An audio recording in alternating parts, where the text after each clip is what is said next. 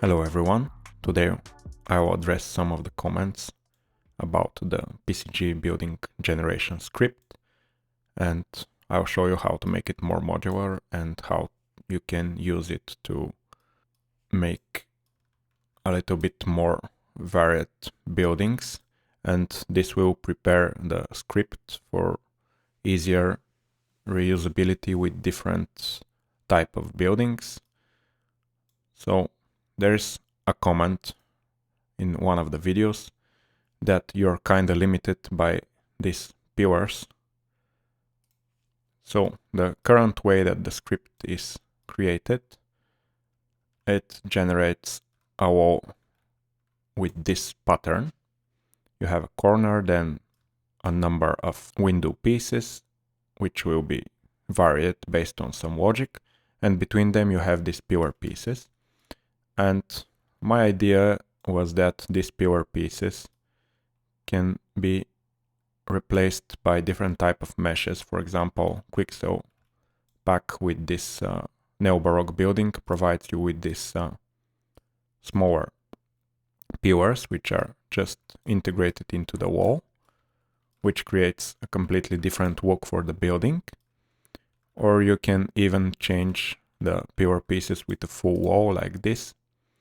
But currently the calculations in the script are not allowing such modularity, so we'll fix a couple of the calculations and it should allow now every type of piece, because some of the packs, like for example I copied from one of the packs this piece here, have a lot of different type of meshes. So this is 50 units piece, this is 150 units, this is 250, and this is 500 units, I think. The walls from this pack are 400 units. There are 350 units from other packs. So the idea is that you could use any type of combination of pieces, and this will give you more variety in making randomized looking buildings. So you have a lot more variety in your levels. One other comment is this one, that the roof have some hard-coded values which does not allow this modularity, and I will address this too. I want to show you that this is the original piece for the roof windows, and having roof windows on two of the sides is the way I wanted to have this modular building built, and this means that the roof pieces need to connect with this modular roof window kit. So the original version have this roof very close to the wall, and if you make the wall that way, this corner piece, which is connected right now, as you can see, it extends 110 units away from this wall. So the minimum amount of a pillar piece, like I call them, is 110 units wide. Otherwise, you cannot match the roof with this corner piece. So that's why in the previous tutorial I included this custom piece right here, which extends the roof with some amount here, and this allows you to have 75 units gap here, because the original pillars were 75 units wide in my tutorials, like it is in the building currently generated here. And like this commenter says, this doesn't allow you to use all of the pieces with the Quixel pack. They provide you with this 50 units piece right here. So the minimum amount right now with this third version of the window, which I will include in the comments as well. You can download it and use it in your generation script. This will allow you to use these 50 units pieces in your walls. I hope this clears up a bit why you would need to have this different piece. And also the commenter says that this doesn't allow you to create a 2x2 building. And the problem is that if you want only 2 walls, so like this, you would need these corner pieces to meet up like this in the top, because otherwise if they are closer, there is obviously a problem with the roof. Even with this third type of mesh that I included, this is too little of a gap for creating a 2x2 building. You can see the roof from this side is extending more than the roof from this side. So there will be a problem even with this setup. If you, for example, have a bigger pillar piece here in the middle, for example, you use, I don't know, 150 units for the pillar, you would probably be able to make a 2x2 building. It will look something like this, for example, and this will allow you to have this roof covering the building. So I'll not focus on the 2x2 building because I believe it creates too much of a problem in order to have this small building, but it doesn't provide you with a lot more bonus functionality. So I believe that a 3x3 building minimum is fine for at least this pack of Quixel assets. Of course, if you use other pack or you modify this roof, for example, you can save this corner piece like this, and I scaled it right now, but obviously you can modify it and save it in that way.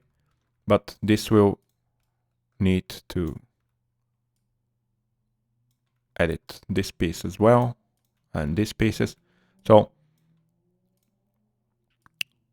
generally, I don't think this is needed. Of course, there are ways to do it, and this is one way. If you make the roof steeper, you just need to edit these pieces as well. It's not very complicated, but if you want to, you can do that way. But let's continue with the editing the script to allow all these changes that I showed you right now. And this will give you a much better way of varying the building. In the next tutorial, probably, I'll show you here in this comment. You can see that you are hoping to use data structures with data assets available in 5.4 to easily swap the look of this building. I'll show you how to do this maybe in the next tutorial, because right now we'll prepare all the calculations, and in the next tutorial I'll show you how you can easily swap all of the pieces with just dragging one item on top of a variable, and this will create very robust script for generation of random buildings. So let's start now with editing the script. Let's open the script just to remind you how it's generating everything. You have this subgraph for generating the points of a single floor, and then this is used by filtering for the first floor, for the last floor. So here into this attribute filter, we are filtering the floor value and Inside the filter, we have the floor with the value of 0, which is the base floor. So here we are spawning all the elements for the base floor. Then here outside this filter, we are filtering and we are comparing with the last floor. So calculating based on the variable how much floors do we want. We are calculating which one is the last floor. And here we are placing the meshes for the last floor. Let's do a comment to be a little bit more easy to track this. So this is base 4. Let's mark this show bubble. Okay, this is base 4. This is the last floor. Let's show the bubble as well. Let's change a bit this comment type. I'll make it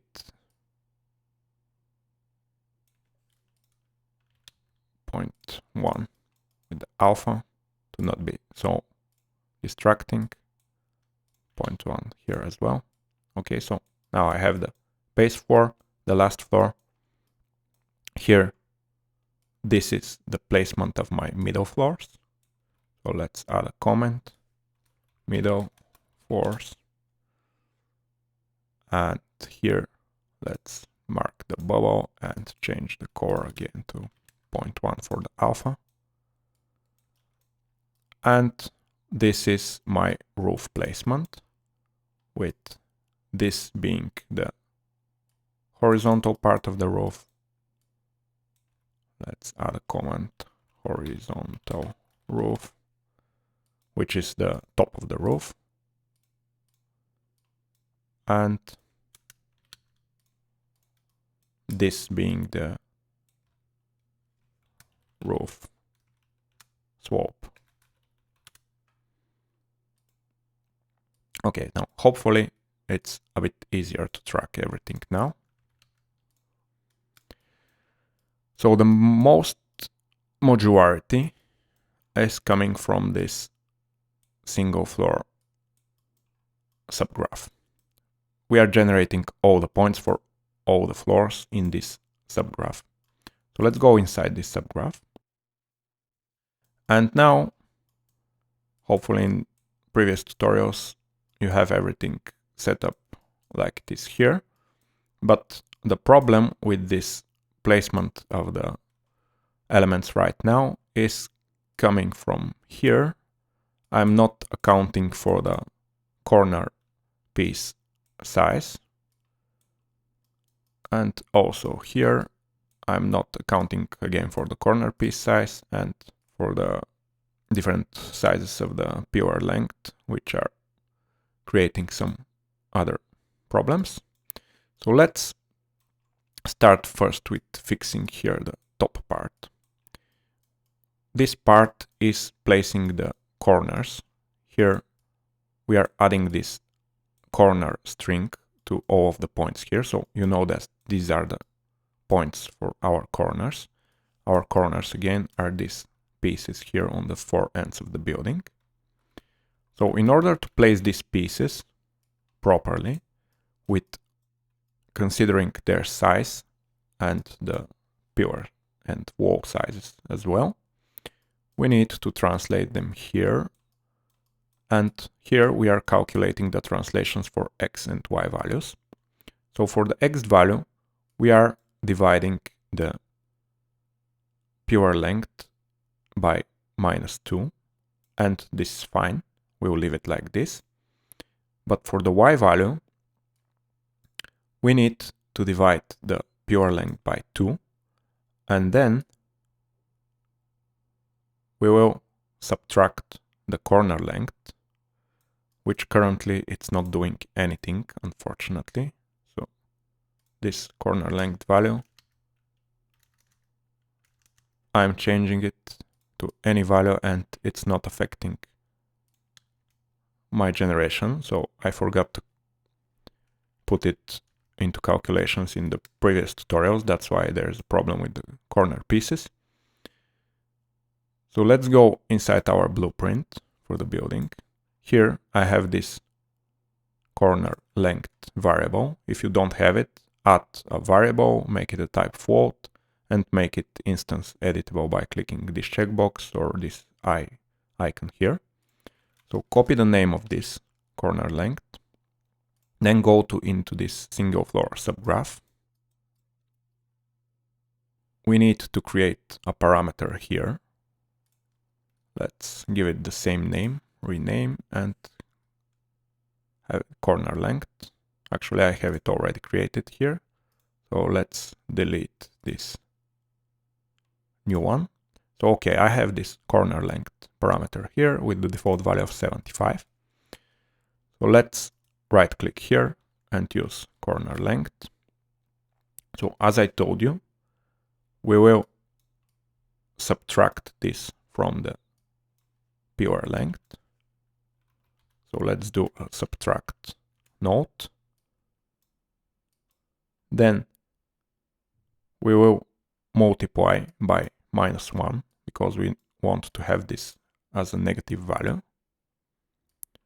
So let's multiply and let's create attribute and create a value of -1. Now let's disconnect this and have this all connected to the Y value. So this should fix the placement of our corner. Let's go into our PCG building graph and we need to get the actor property from our blueprint. So remember this corner length property. Let's copy it. Let's go into the PCG building, right click, get actor property. Now let's put the property name here, corner length, and open the subgraph values by clicking this arrow at the bottom and connect it to the corner length. Okay. So now we are properly getting the value from our blueprint, passing it to the subgraph and using it into this calculation here. Let's save everything. And if I go now into the blueprint, let's disable for now the generation of the sidewalk right here to be easier to see what's happening with our building. Okay, so I disabled the generation of subgraph for the sidewalk. So now if I go to the building and if I change this corner length to 150, for example, you can see now my corner is being affected by this amount for size of the corner. So you are now able to use different size corners for your piece. And of course, based on the size of the corner, the walls need to be moved in order to fit with the new corner. So let's go back to 75. Okay. And let's go into our single floor subgraph and now fix the placement of the walls and the pillars. So here at the bottom of the single floor graph, here we are creating the pillars and here the walls. And we are moving them according to these variables here. We are making attributes that are used into the transform points. So here we need to get some changes in order to have the pure length and the corner length properly moving our walls to have it fit every type of piece that we can show here. We need to divide the pure length by 2. Then we'll subtract the corner length again. Let's disconnect this. Let's subtract. Let's use the corner length. After we subtract the corner length, we'll multiply this value by -1. So it's the same calculation as right here. So we'll multiply by -1. Let's copy this here. And this is the value that we will use for the X amount for the movement of our wall and pillars. And for the Y amount, we'll have the wall length divided by 2. So it's the same way that it was set up before.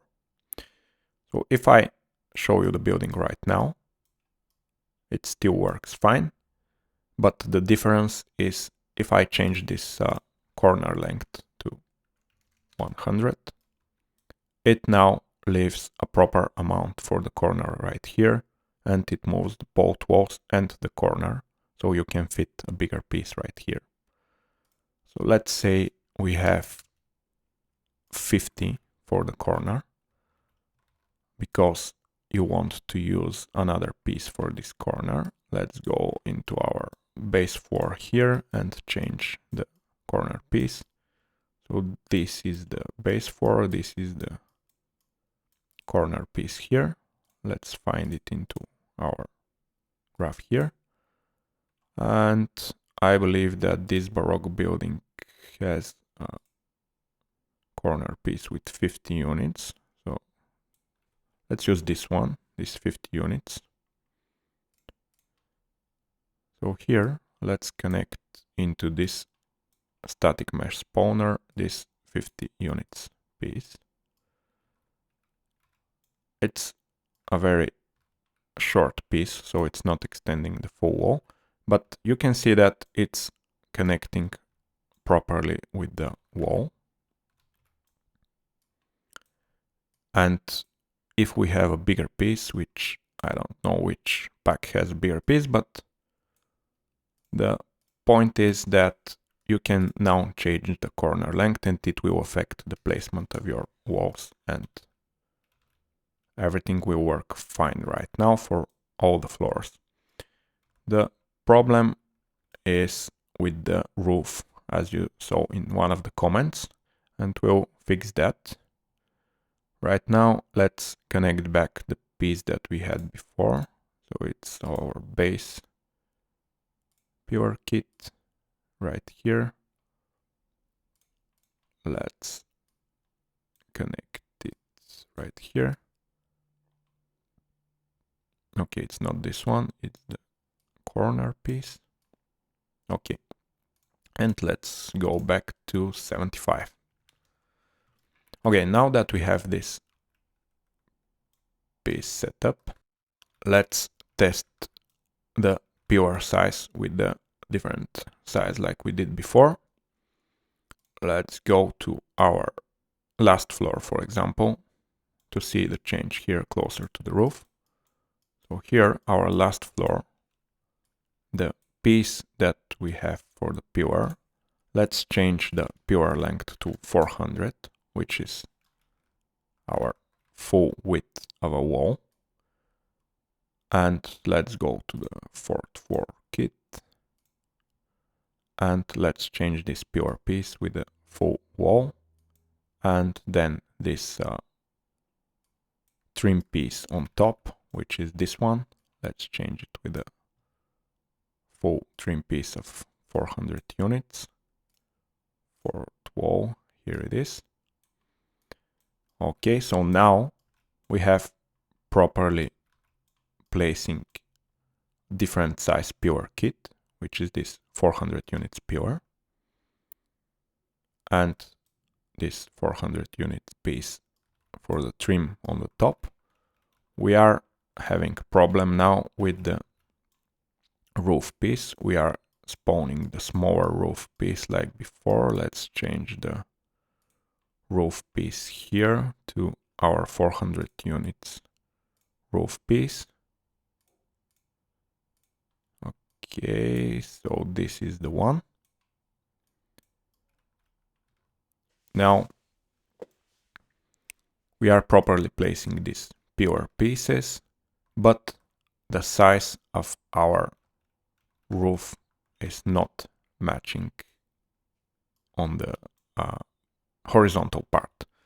So this is because we have hard-coded numbers that are not matching now with our new corner piece and pure piece size.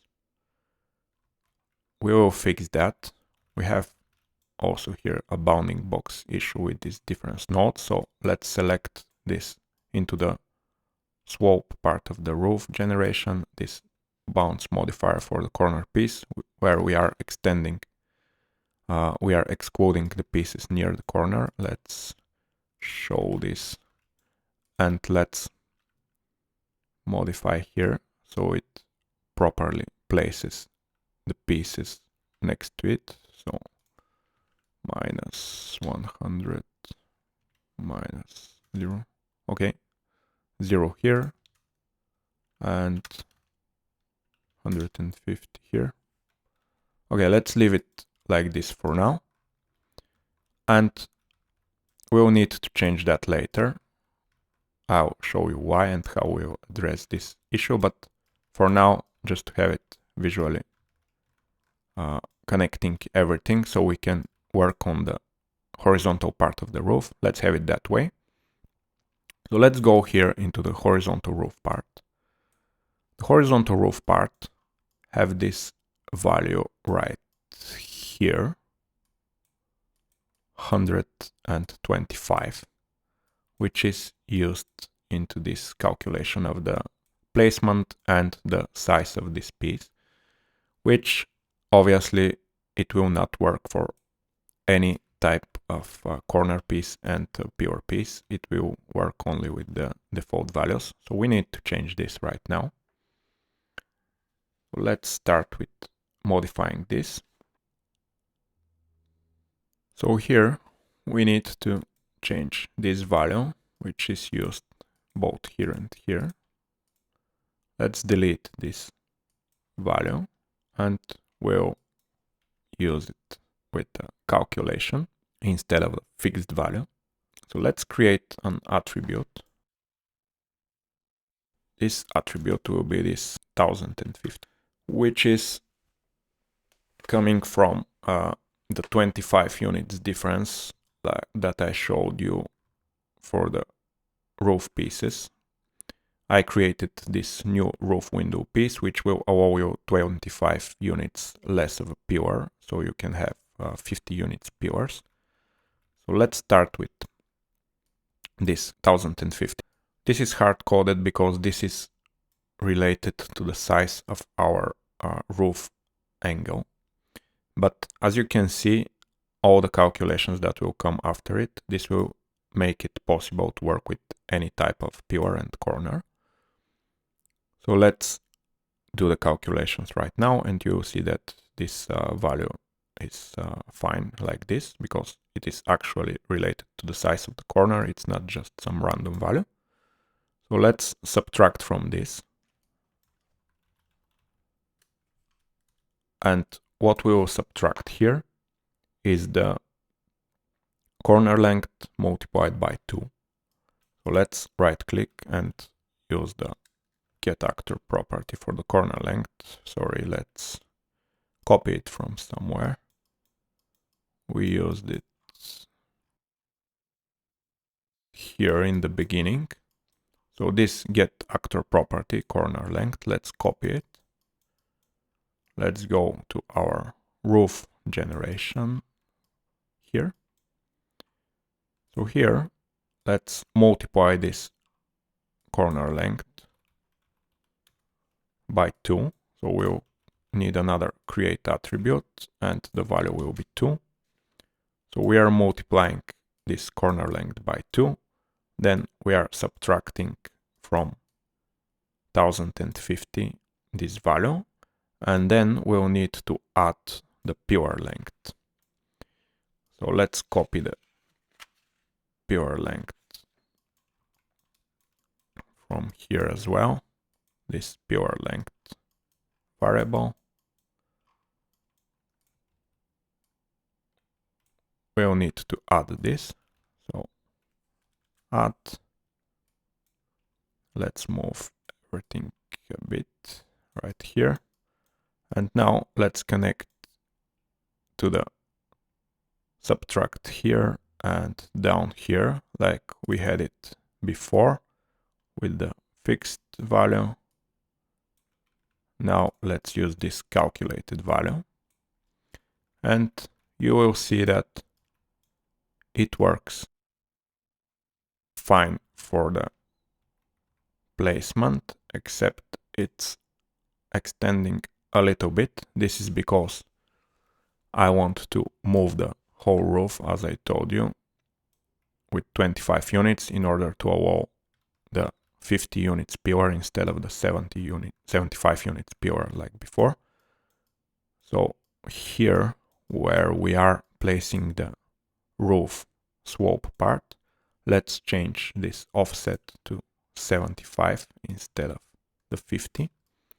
And now I have properly aligned piece for the top part and for the corner part. We have this problem here that our first piece here is extending over the corner. This is the pieces that we were not placing anyway. So let me go back to the setup like we had before. Here I believe was 50 and here we had minus 200. So now we are not placing these pieces.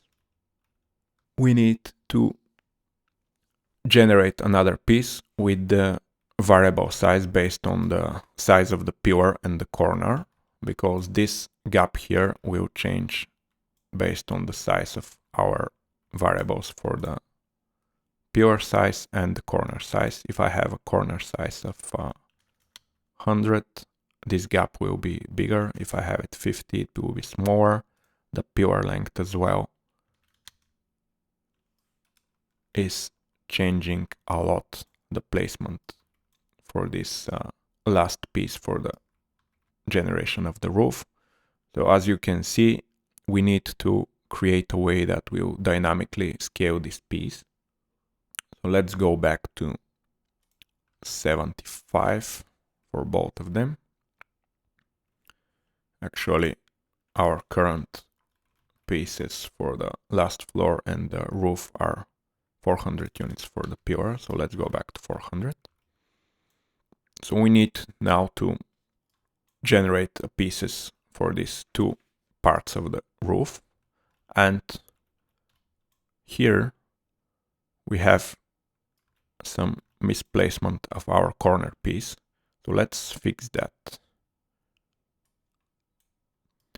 So here where we are placing our roof into these transform points, we have a fixed value of minus 475, which is left from before we add this modular placement of our roof pieces. So let's do a calculation right now to calculate this value and not have it set up right like this, because it will obviously be wrong for some sizes. So we need to do a calculation based on the corner length. So we'll add a fixed value, which is minus 525. So create an attribute minus 525. And again, this is a fixed value because it is based on the size of our roof piece, which is always going to be the same. If you are introducing other roof pieces, you can add a variable for the roof piece and use this one, but currently we are using just this roof, so this is why this value is fixed. We'll add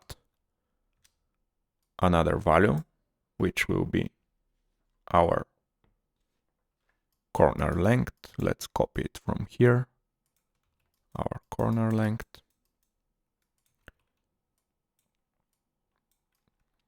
And we'll make a vector.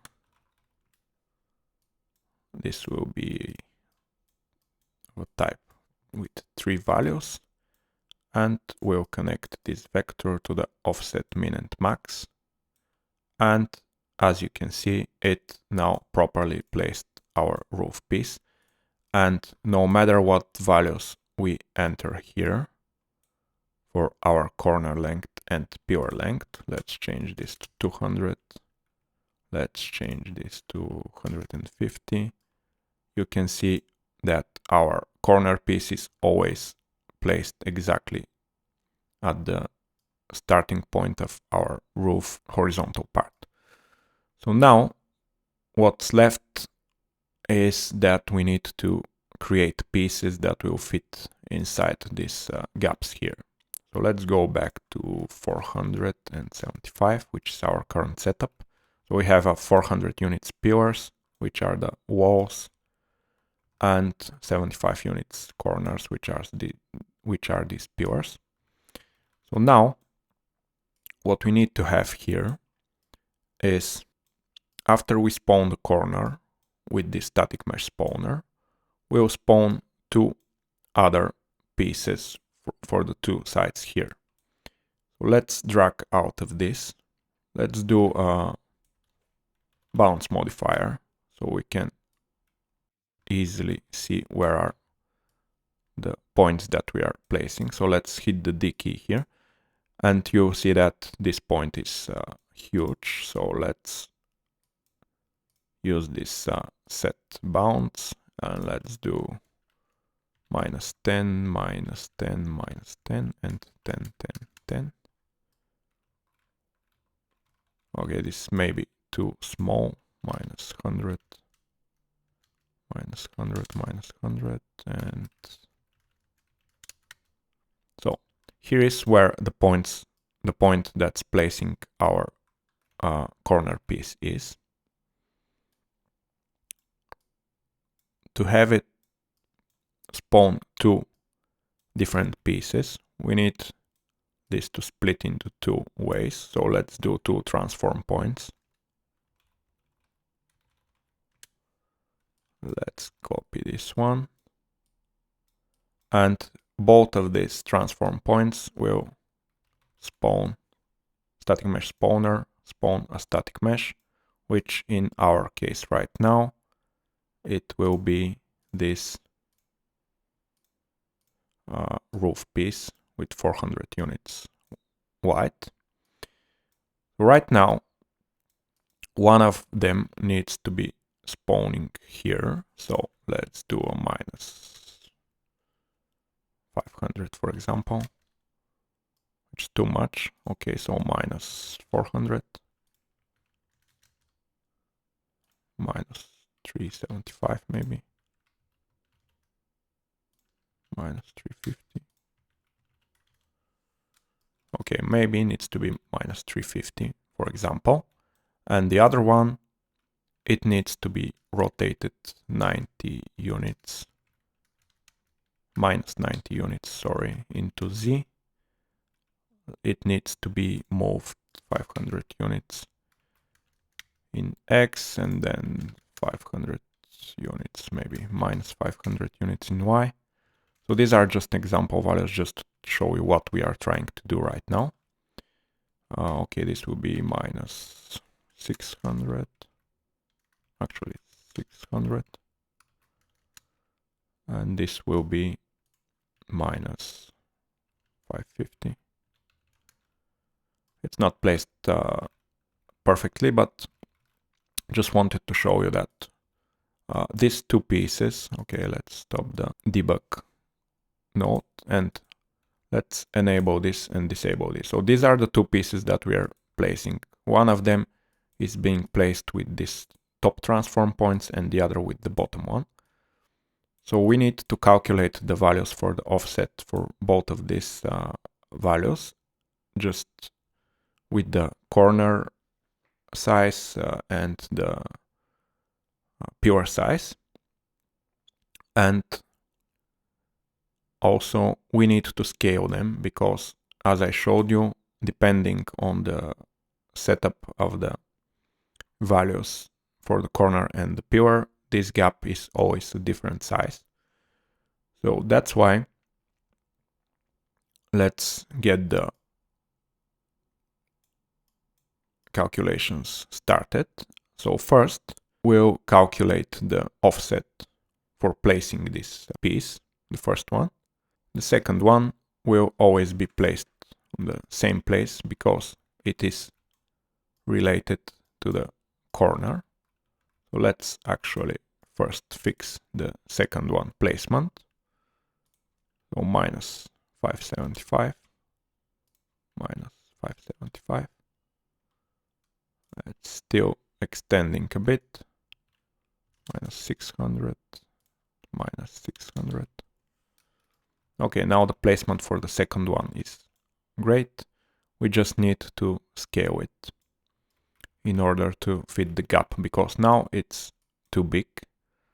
So let's start with the placement of our first piece here, because the gap will move the last piece here, and we need to have a different placement for this piece. So let's get the pure length, which we used, I believe, somewhere, but let's get it from here. We have all the values here into the beginning. So let's get the pure length right here. Let's subtract from it. And we'll subtract 50 units, because this is the difference between the corner piece that we have on the building. Let's disable it. Here, this corner piece and this last wall piece have a 50 units difference. So this is why we'll create an attribute. This attribute will be with the value of 50. We'll subtract this value of 50. Then we will add a value which will be minus 75, to which we'll add the corner length value, which we have here. Let's copy the corner length. Let's place it here. Okay, we'll add this to the top calculation. We'll add the pure length minus 50, and then we'll add the corner length minus 75. After we add this, we'll multiply by another value, which will be minus 1, because we need to have the negative result of this. And after we multiply by minus 1, we will create a vector, make vector. This will be type of vector, and we'll connect this to the offset min and max to these transform points. Let's enable now this placement, and you will see that no matter when, let's actually disable this value. Let's just enable the preview, the debug preview of these transform points. And now, if I change some of the values for our script placement blueprint, let's say 200. Now let's change to 300. No matter what values I enter, let's change the corner length as well, 150.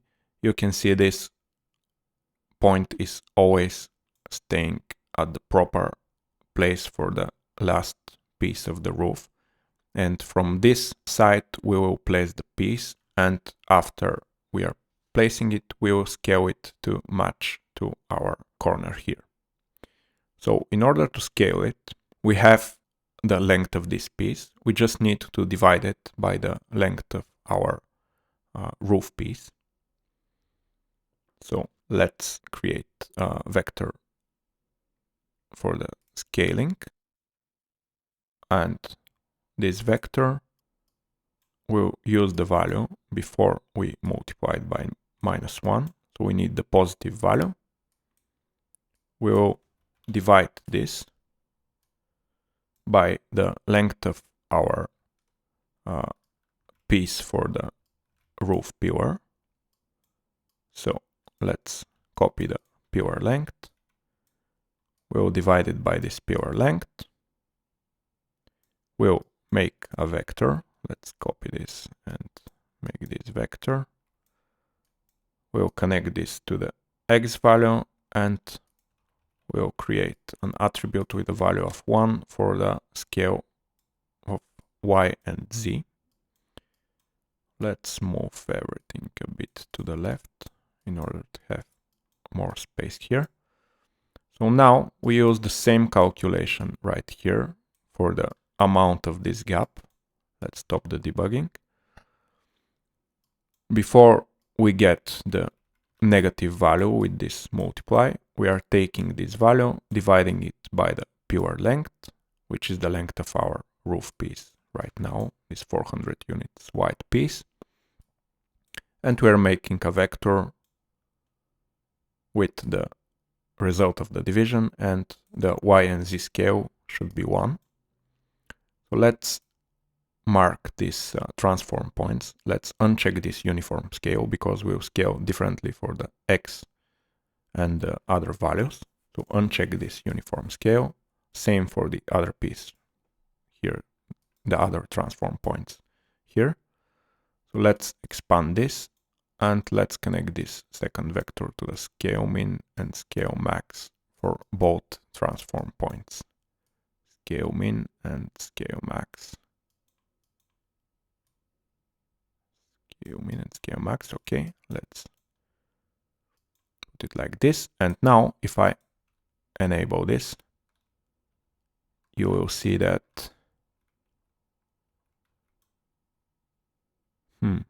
it's extending too much. So there is a problem. Let's inspect this vector. Click the A key. Okay, this vector says that it should be scaled more than 1, which is a problem. Oh, okay. Our pillar length here is set to 300, which is not the size of our unit. It needs to be 400. 75. Okay. So now, when we have it properly sized to our piece length, which is 400, this is the size of the actual geometry, it is properly scaled and covering both of the openings here. If you want to have a different size piece, for example, if I put it at 75, now if I go back to my script, here I need to connect the 75 units wide piece, and here as well for our roof pillars I need to connect the 75 units piece, and as you can see the roof has no gaps, everything is scaled correctly, and the horizontal part as well is being placed correctly, no matter what values you place here. Let's add another floor. Let's make this wider. At any different setting, we have our roof properly created and placed, and our walls as well. For the last floor, currently I have a wrong mesh connected. I need the 75 units pillar. Let's go and change that in order to have, here is our last floor. The piece right here needs to be the fourth floor pillar, which is this one. And for the trim piece, which is the second box here, we need to have the 75 units wide trim piece. Okay, now the problem is this roof piece, because we moved the roof a little bit outwards. This element for the roof windows is now not connecting properly with the walls. That is why I created the custom model for the roof, which is this one. So let's use the custom model. Again, you can find this model in the comments to download it and use it here into our not last floor, the roof. Here, I believe this is the piece, yeah. So I need to connect my custom piece right here. And with this piece, the difference node that we have for our last floor, let's go to our last floor here. We have a difference node here, which needs to exclude the generation of this last floor element where we have this window. And the problem right now is that the piece does not intersect properly with this new element. So let's do a bounce modifier before this difference. And let's scale the bounce in the Y direction. Yeah, let's scale the bounce with the value of 2 in the Y direction. Or maybe 1.5, it will be enough. Yeah, okay. So now you have proper placement for all the elements, and you have the ability to place different type of elements for every type of your wall to create different buildings, all with the same meshes, just with different combinations of them. And into the next tutorial, I'll show you how you can replace all the values that are placed currently here, like a hard-coded static mesh with a connection to a data asset, and then you can just swap one data asset with the other and it will regenerate the building with the new look. So stay tuned for the next one, and if you have questions for this one and comments, please write in the comments. As you can see, I take into consideration the comments into making other tutorials. And bye guys, I'll see you in the next one.